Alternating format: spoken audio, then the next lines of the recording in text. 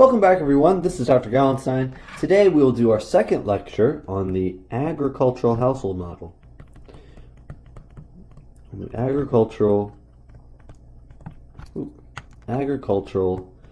household model. Okay, in the first lecture we just kind of set up the basic features. We basically showed how a smallholder farmer or an agricultural household will make both production decisions and consumption decisions. And so we showed what the profit maximization process looks like. So they will choose inputs of labor and fertilizer so as to maximize their profits.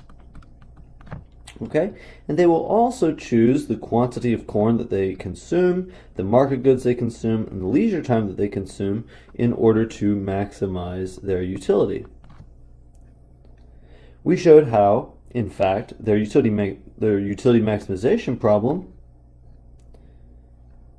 requires or includes the profits that they generate from the farm, and so their utility maximization problem will, in fact, depend upon the decisions that they make in their farming practice or in their production practice, because their budget constraint is a function of profits,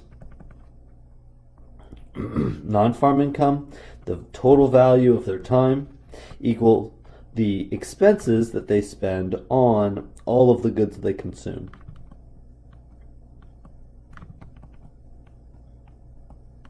Okay. So what we're going to do today is we are first going to talk about how we will use this agricultural household model, and second, we will go about solving the agricultural household model. Okay, so first let's just discuss kind of why we might do this and how it might be helpful. So I mentioned in the last lecture that it is of great interest to those working in development to devise policies that would be helpful for the agricultural household. To devise policies that would help improve welfare for the agricultural household, as well as to combat problems like food insecurity and poverty. Okay, well, what are some policies that might be used to further these objectives? Well, what we're going to look at today is we're going to do three policies. We're going to look at policies related to what's called technology adoption. Technology adoption. So this would be programs that are meant to help farmers to adopt better agricultural production technologies.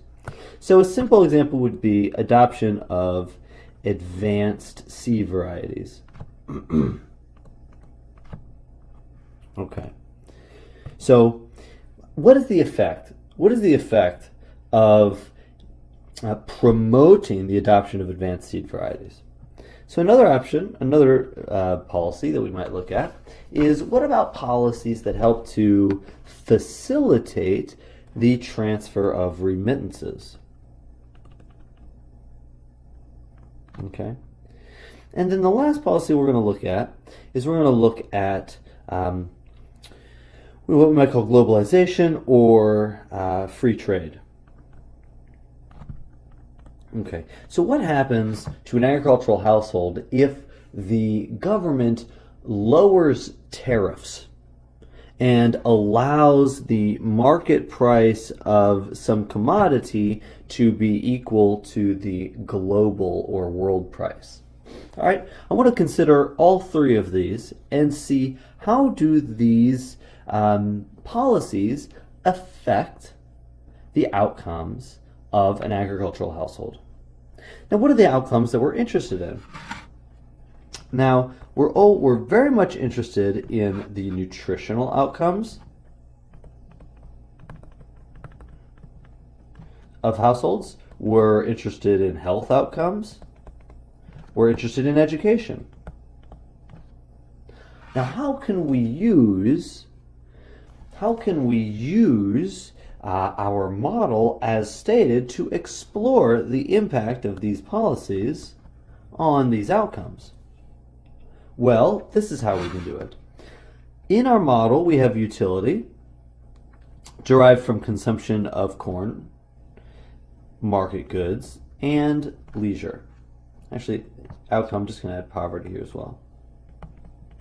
Okay. Now, I'm just going to make some simplifying assumptions, and we could come up with more complicated models, but let's just use straightforward, some straightforward assumptions here. I'm going to say that the more that the household consumes of food, so as C goes up, the better the nutrition. They're at least getting sufficient calories if they're able to increase their consumption of corn. Okay, so what I'm going to want to know is, how do these policies affect C star? How do these policies affect C star?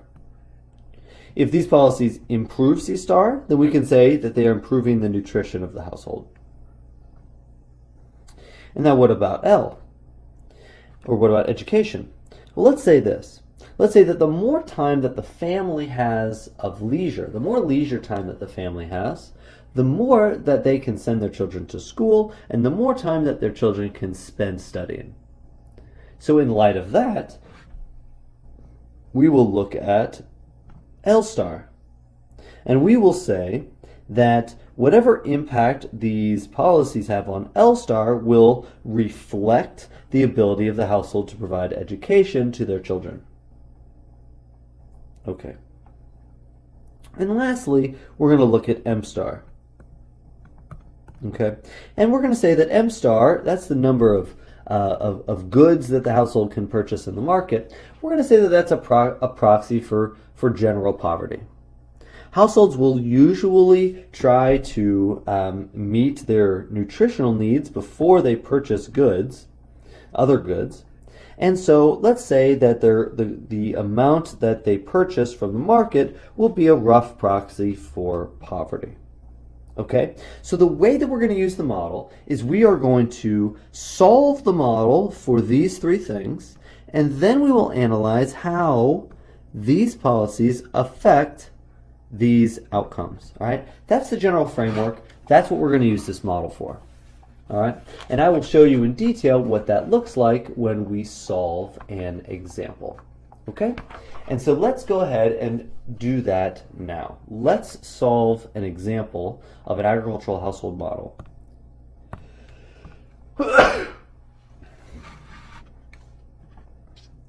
Okay, solving the ag household model.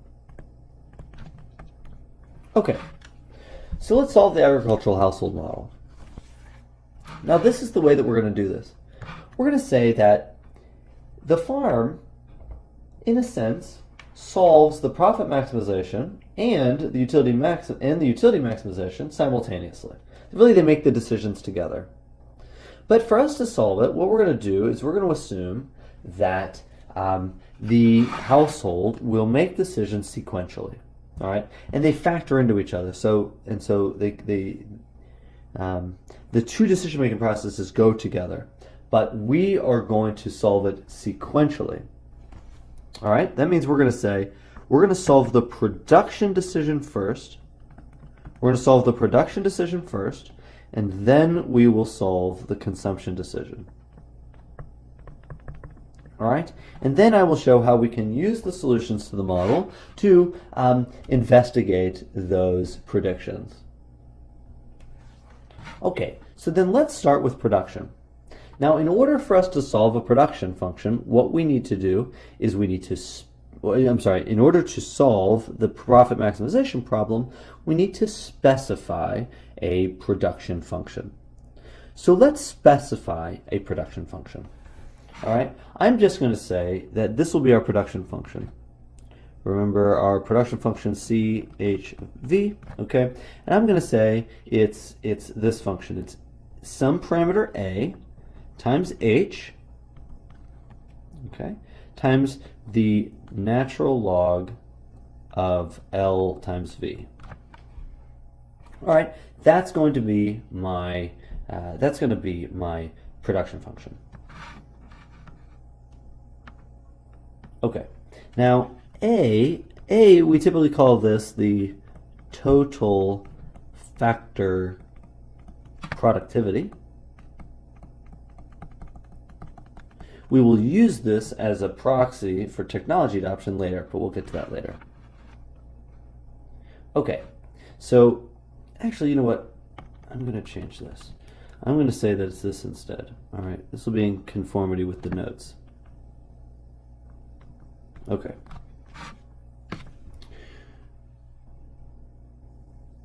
Okay, so here we go.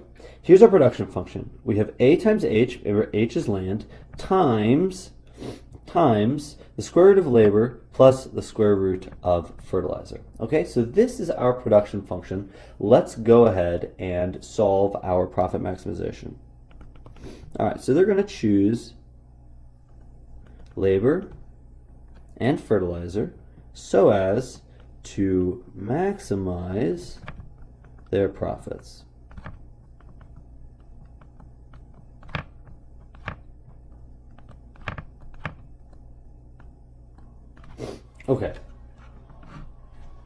Okay, so let's solve it. We're going to use first order conditions. All right, derivative of profits with respect to first to labor. So with respect to labor first. All right, so let's go ahead and solve this out. All right, so what we're going to find is that we'll get the price, H, divided by 2 times the square root of L, all right, minus W equals 0. All right, and then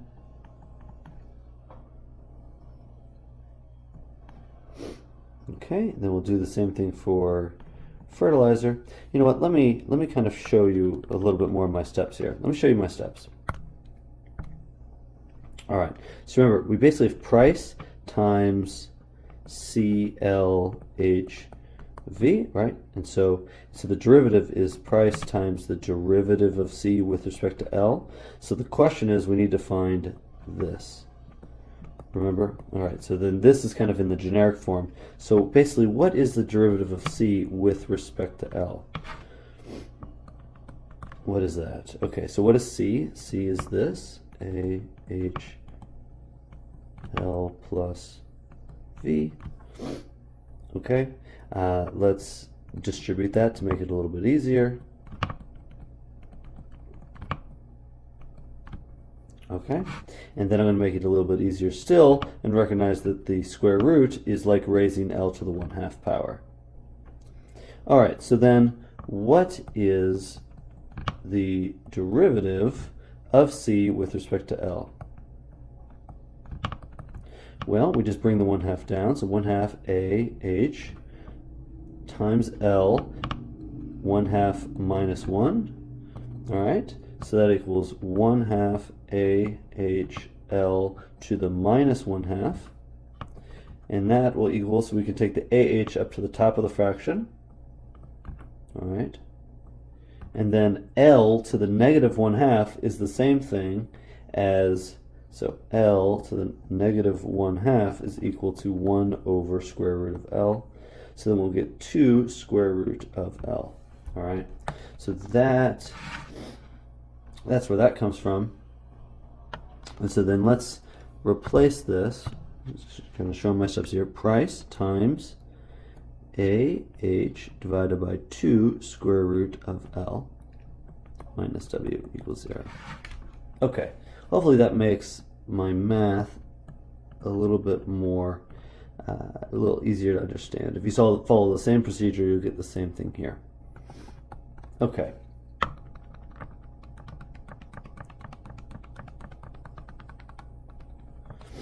Okay, so there is solving it out. All right, now, again, just as a reminder, we have the marginal benefit of labor, and we have the marginal cost. The marginal benefit of labor, marginal cost. Whoops, that's marginal cost, marginal cost. Marginal benefit of labor, marginal cost. Marginal benefit of fertilizer, marginal cost. Okay. All right, so then what we do is we need to solve these equations for L and V so that we can get the input demand functions. All right, we need to solve these to get the input demand functions. So let's do that. I'm gonna switch it to a different color. Okay, so we'll get P times A H over 2 square root of L, L equals W. All right, I'm going to take the denominator over here. We'll get P A H equals W times 2 square root of L. All right, I keep writing 2 instead of L. Okay.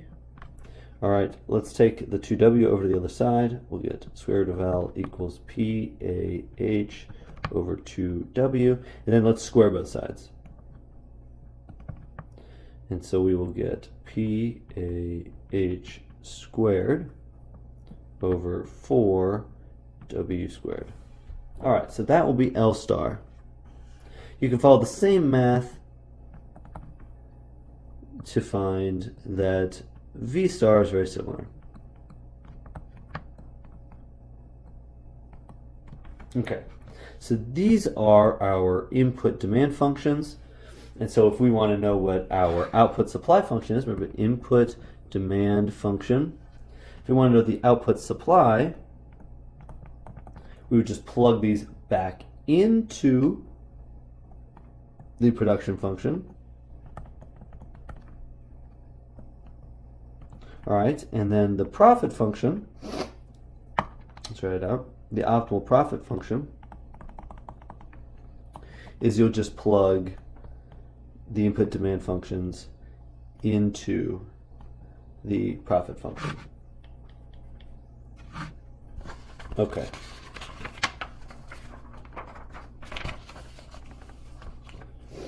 Okay. So we'll just call this pi star. Call this C star. Okay.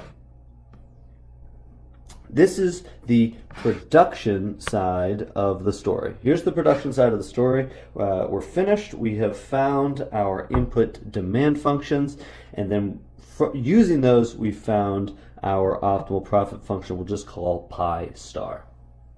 Now that we have pi star and we have L star and V star, what we're going to do is we are going to do the consumption side of the story. All right, so let's go ahead and do consumption now. So we're basically saying that the farming household has made their input decisions so as to maximize their profits. Now, in light of having maximized their profits, now they are going to maximize their utility. So let's do the utility maximization problem. So step 2, consumption. Okay, so the household is going to choose C, M, and L in order to maximize their utility subject to their budget constraint. Now in the last lecture we showed that the budget constraint is this: profit plus non-farm income plus the total value of time equals the amount of money they spend on consumption of corn plus the amount of money they spend on market goods plus the amount of money they spend taking time for leisure. Now all we're going to do here is that we're going to say that in the first step they found the optimal profit function, all right? And so in the second step, when they make consumption decisions, they make consumption decisions as if their profit was optimized, all right? So their profit function, which is a function of all of the parameters from the production equation, which all the parameters would be the price of corn, the price of labor, the price of fertilizer, and that total factor productivity. Okay. The optimal profit function is a function of all of these parameters.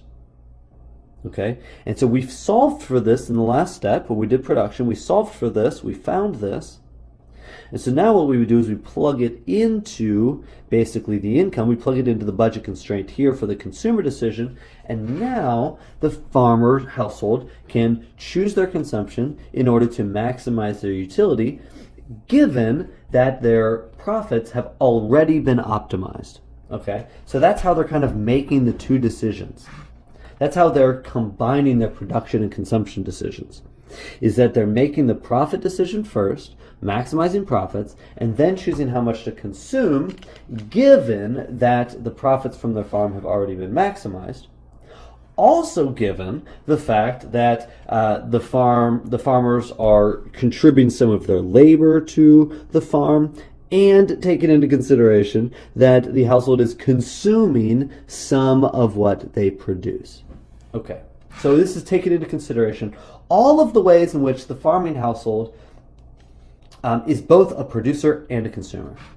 All right, so given that, let's set up the Lagrangian and solve this utility maximization problem.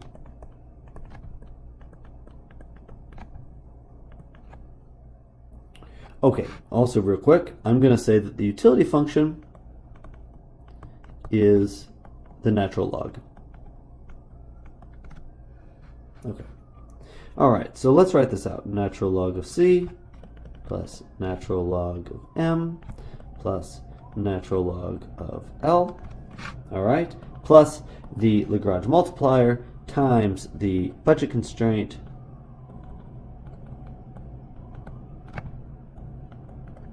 Okay, so basically income, all these components of income, minus all the expenses.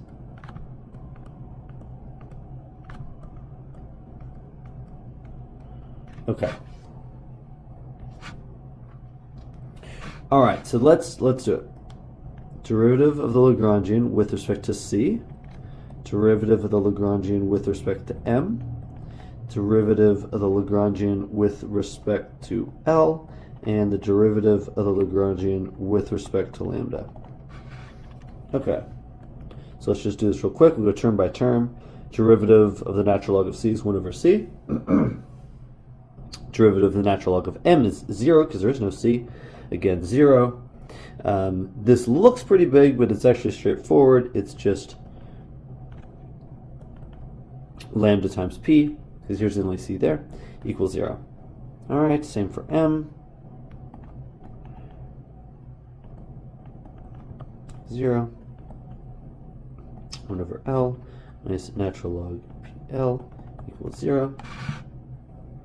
Okay, and then we have the budget constraint.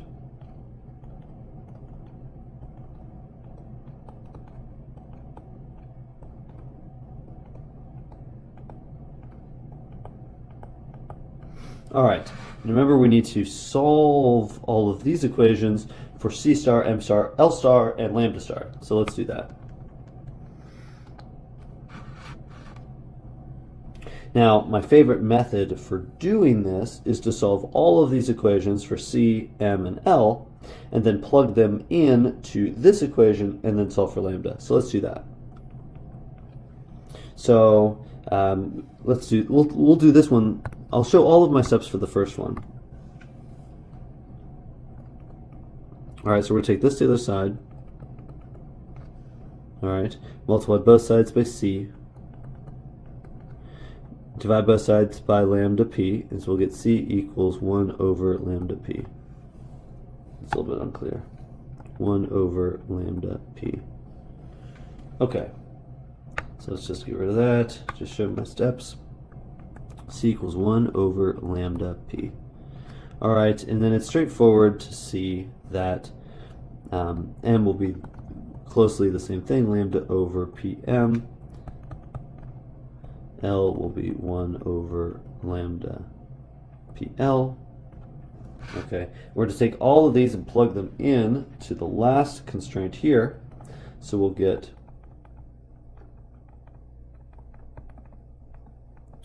the income component minus P times 1 over lambda P minus PM times 1 over lambda PM minus PL times 1 over lambda PL.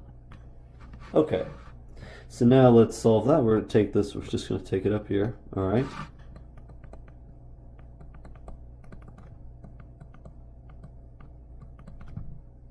Okay, you notice here that the prices all cancel out. And because the prices all cancel out, we're just going to get minus 3 over lambda. Okay, so let's solve this for lambda. Right, all of this equals 0, by the way. All right, so let's just solve this for lambda. We'll go step by step here. So 3 over lambda equals pi star plus e plus plt. All right, and what we'll get is lambda equals 3 over pi star plus e plus plt. All right, so then now what we're going to do is we're going to take our lambda star.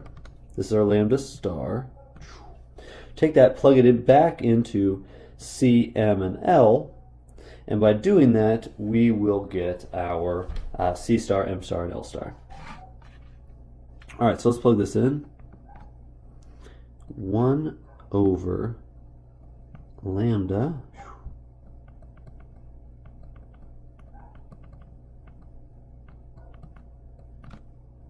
okay, times P.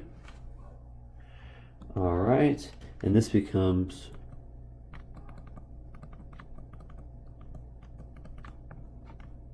3P.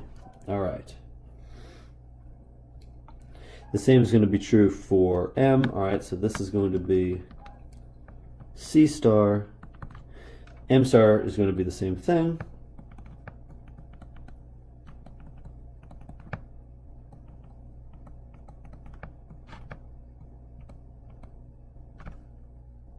L star is going to follow the same pattern.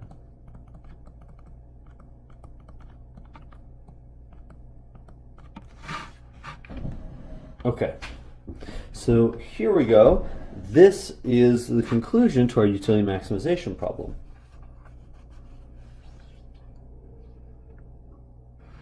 Okay, so I'm going to do some erasing. I'm going to write just these, and we'll talk about how we can use this to do our policy analysis.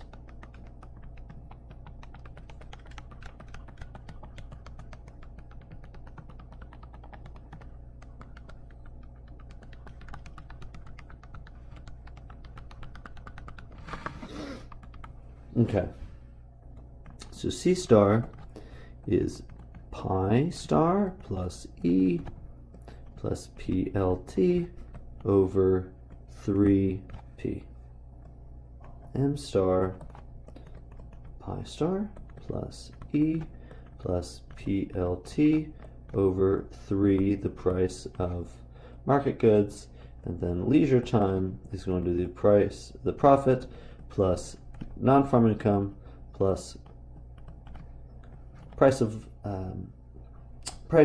leisure time, the total value, basically the total value of our time is 3 times the price of labor. Okay. All right, so there we go. Now, we said before that we're going to use consumption as a metric for basically nutrition. Okay, market goods is a metric for poverty, and leisure time is a metric for education. So now what we want to do is our policy analysis. We don't want to do our policy analysis, okay? And to do our policy analysis, we're going to say, I'm going to start with technology adoption.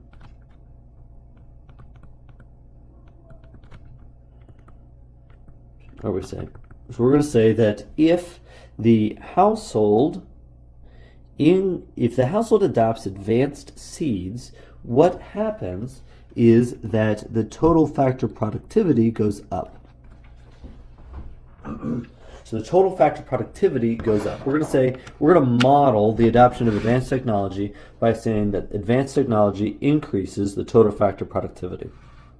So that means if I want to know the impact of adoption of advanced technology on nutrition, poverty, and education, what I need to do is I'm going to need to take the derivative of C star with respect to A. All right, that'll give me the effect on nutrition. M star with respect to A, there we go, is poverty, or the derivative of L star with respect to A to give us the impact on education.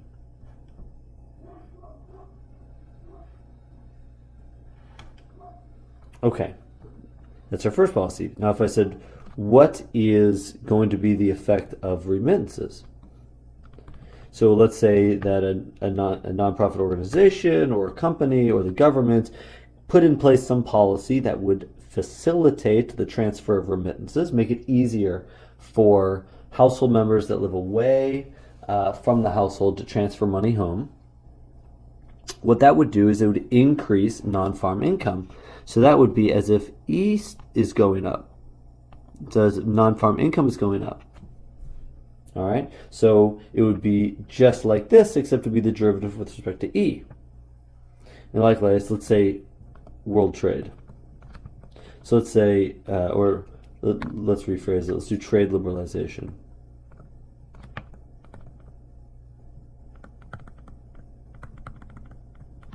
Okay, so trade liberalization. All right, so typically countries will have a lot of tariffs that protect their domestic agricultural sector and raise prices. And so if they reduce those tariffs, that means the price at which they can sell their corn might go down. All right, but this actually can be pretty complicated. Alternatively, we can imagine a scenario in which maybe the United States reduces their agricultural subsidies, which would cause global prices for corn to go up. So we can look at this either way. So we can consider kind of both options. Let's assume for now that we're considering this case. We're going to say, what would be the effect of the United States reducing their tariffs, reducing their agricultural subsidies, such that the global price of maize or the global price of corn goes up? How does that affect the agricultural household? All right, so what we're going to do is we are going to take these derivatives using C star, M star, and L star to predict how these policies will affect nutrition, poverty, and education. All right, that's how we're going to go about doing this.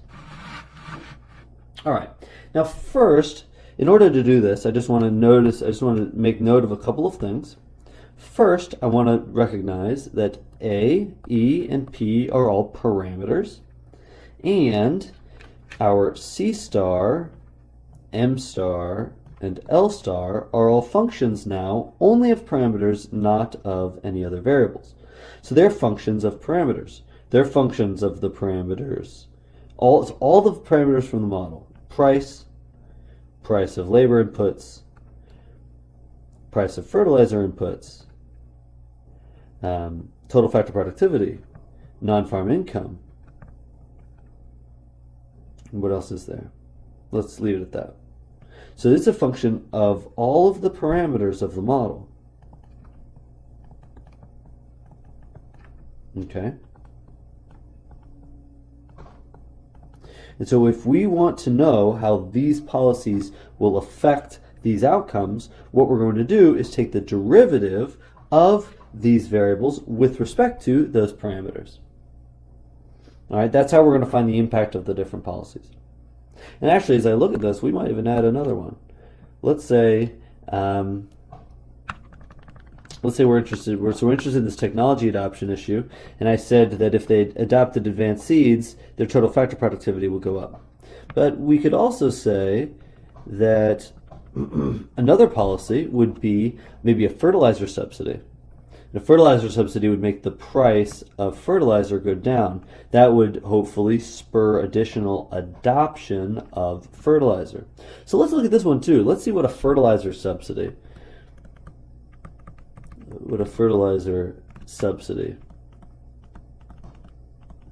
Let's see how a fertilizer subsidy would affect nutrition, poverty, and education. Okay, so let's do all that. All right, we're going to take a lot of derivatives here. Okay, so let us begin. All right, I'm going to erase I'm going to erase all of this. I'm going to erase this. I'm going to leave these. I'm going to leave the equations here. I'm going to erase this and write it a little bit smaller in the corner just so that we have, so we're going to look at the effect, just so we have it for reference, we're going to look at the effect of an increase in A and a decrease in the fertilizer cost. We're going to look at an increase in non-farm income, and we're going to look at an increase in the price of maize. All right, we're going to look at those to see the impact of those policies.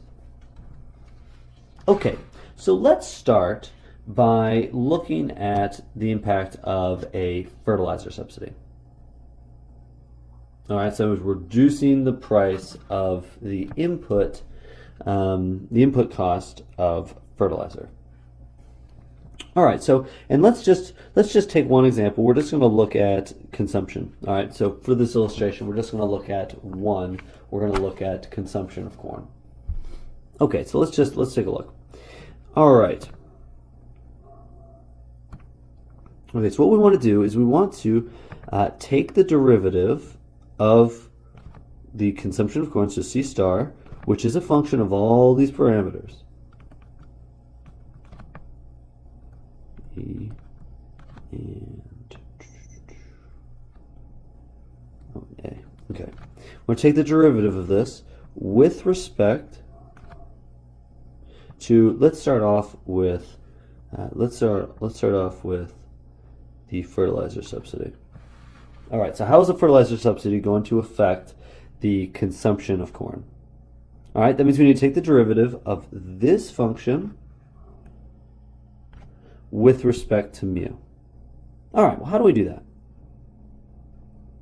Well, we're going to look here. Look into the function. We see, well, there's no mu here. So maybe the derivative is just 0. There's no mu. Well, this is where it gets tricky. Remember the pi star. That is the optimal profit. That pi star is a function of the inputs, of the input costs. Okay, so that means if we want to know the impact of mu, of an increase, if we want to know the impact of a change in the price of fertilizer on the total quantity of corn consumed, what we're going to need to do is take the derivative of C, recognizing that pi star is a function of mu. So let's do that generically. What we'll do is let's use our, let's rewrite it this way. Let's say, okay, let's rewrite it this way. So is it derivative of C star?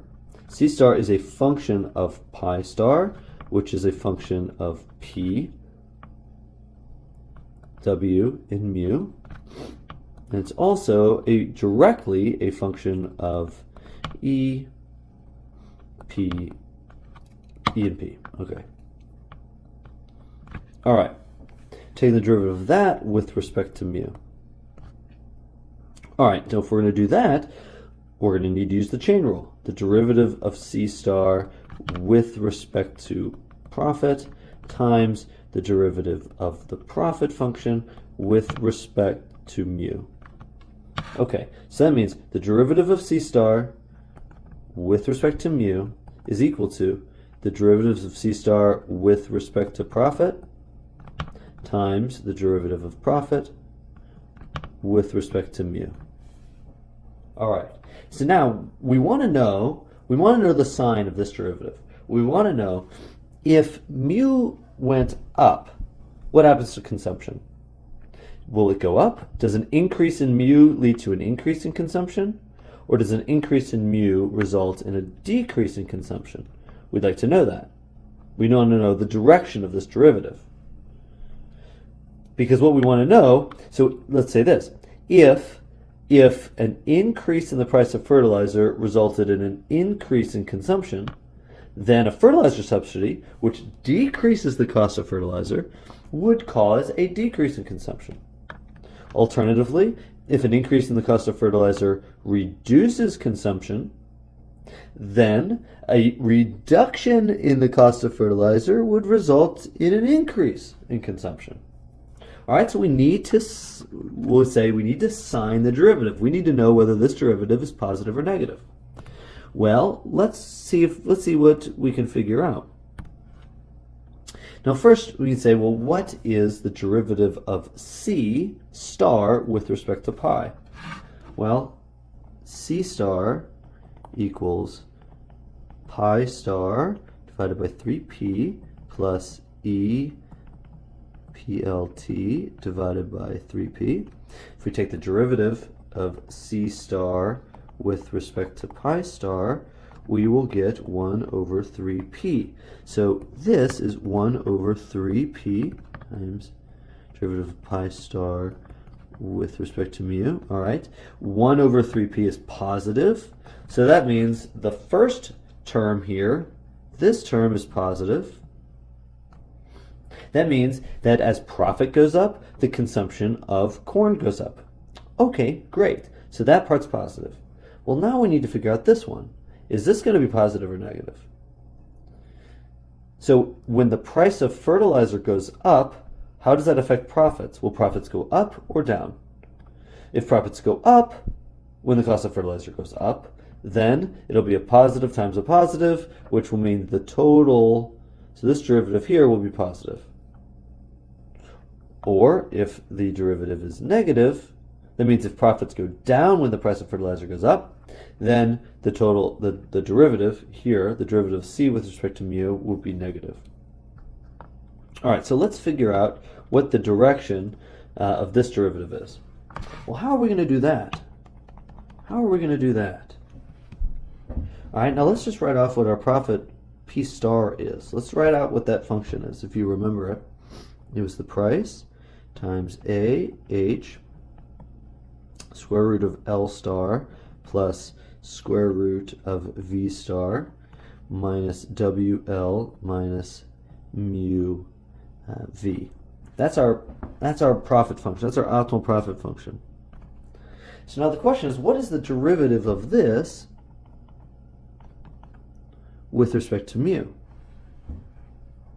Now, looking at that, that might be kind of intimidating because as you remember, L star and V star are both functions of mu and frankly quite ugly and complicated functions. If you remember, L star was PAH squared divided by 4W, and V star is PAH squared divided by 4 squared mu squared. So if we were to plug these in, this would be a pretty ugly equation. All right, but now we're actually going to use our handy trick called the envelope theorem. We're going to use the envelope theorem. We can use the envelope theorem whenever we have an objective function, like the profit function, that is at its optimal.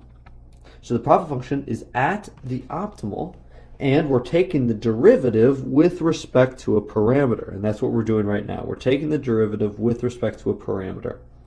So we're taking the derivative of pi star with respect to the parameter mu, and pi star is it's the profit function at its optimal, which means that the profit function, that means this derivative is just the direct derivative. That means we ignore the fact that L star and V star are functions of mu, and we just take the direct derivative. If we just take the direct derivative, we're only looking for mu's that show up in the original profit equation.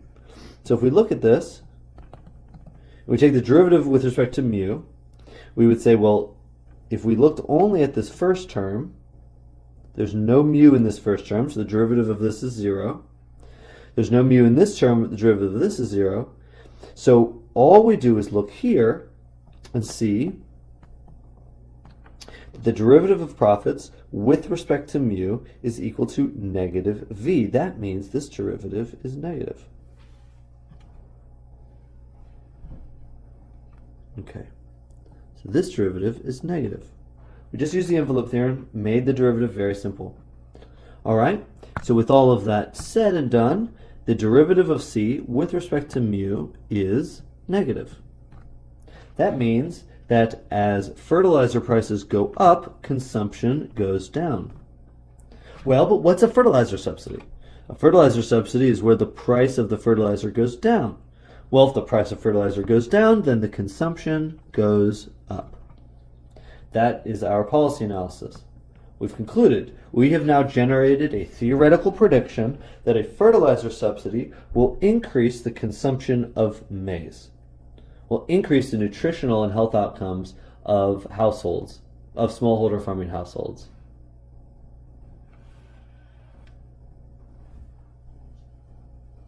Okay, so there's the first example. Let's do another one. Let's just do a couple more, and maybe we'll hopefully get more comfortable with doing this analysis. Okay.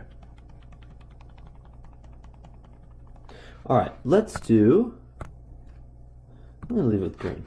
Let's do our total factor productivity. So let's say that we are introducing a policy that provides farmers with more advanced, more productive seeds. And we want to see how that is going to affect education. So let's say we take the derivative of this Leisure Star with respect to A. How are we going to do that? That will give us, so that's what we want to take that derivative. We want to see the direction of that derivative. We want to see, is that derivative positive, which would mean that an increase in total factor productivity will increase education, or is it negative? That means an increase in total factor productivity will reduce education. So let's see if we can figure that out. Now let's follow the same steps. Now we'll notice that A does not show up in the function directly.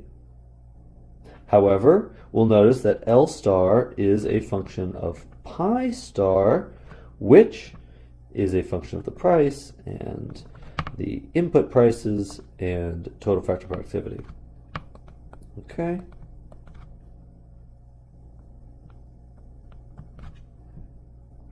Okay, so that means what we need to do is we need to take the derivative of L star with respect to A, and what we need to do again is the chain rule. We'll take the derivative of L star with respect to pi star times the derivative of pi star with respect to A. So again, what we need to do is we need to figure out what is the direction of this derivative. There we go. Pi star, our derivative pi star with respect to A. So now, well, what is the direction of this derivative? How does leisure time change when we increase our profits? Well, let's take the derivative. L star equals pi star divided by 3pl plus E plus plt over 3pl. Take the derivative of L star with respect to pi star, and we get 1 over 3pl, and that is clearly positive, so this derivative is positive. All right, and now let's do the profit function. The profit function is equal to P times AH L star plus square root V star minus WL star minus mu V star. All right, well, let's take the derivative of that with respect to A. Now again, we're going to invoke the envelope theorem, and so it's only the direct derivative. So the derivative is just P times H square root L star plus square root V star. All right, and this is positive. This is positive. Okay, so that means as our total factor productivity goes up, the profits that we generate go up, and as profits go up, the amount of time we spend at leisure goes up, which means that an increase in total factor productivity will increase leisure time, and we are assuming that an increase in leisure time will result in an increased amount of investment in education.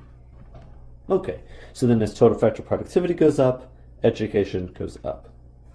All right, second, all right, one more policy prediction, and then I'll leave the rest to you to work on. All right, so let's see, what is the impact of a policy that facilitates remittance transfers on overall poverty? To do this, I want to take the derivative of m star with respect to e. All right, I want to take the derivative of m star with respect to e. This one's actually going to be more straightforward because m is directly a function of e, and pi star is not a function of e. So this one's pretty straightforward. We'll just take the derivative with respect to e. Maybe I'll rewrite m to make this a little bit easier to do in our heads.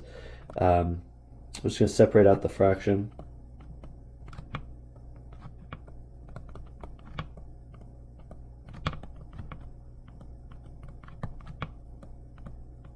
Okay, so we'll take the derivative of this with respect to e.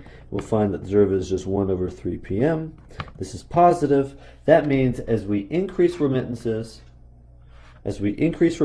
we will increase the consumption of market goods, which we're using as a proxy for poverty, and so that basically is saying that poverty will go down. Okay, so this is our policy analysis using our agricultural household model. I hope that you find this interesting and that you enjoy working on this in your next homework. Now, until we meet again in the next lecture, I hope that I hope that you have many great days between now and when we meet again. All right, great. Talk to you later. Bye.